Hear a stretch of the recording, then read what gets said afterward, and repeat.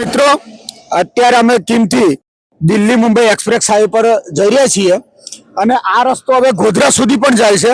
અને ગોધરા તમને 2 કલાક અને 20 મિનિટમાં આ રસ્તો આપણે ગોધરા પહોંચી શકીએ છીએ કિમથી અને આ ટોલ ટેક્સ આવી ગયેલું છે અને અહીંયાથી હવે અમે મુસાફરી કરવાના છીએ દાહોદ સુધી પણ ગોધરા સુધી આ એક્સપ્રેસ હાઈવે આપણને મળી જાય છે જે આપણે ઓછા કલાકો આપણો સમય બચાય અને 4 વ્હીલર લઈને જવા માટે આ બેસ્ટ રસ્તો છે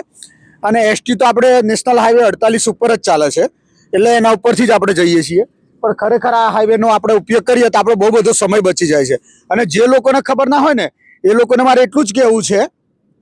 કે આપણે ગોધરા જતા હોય ને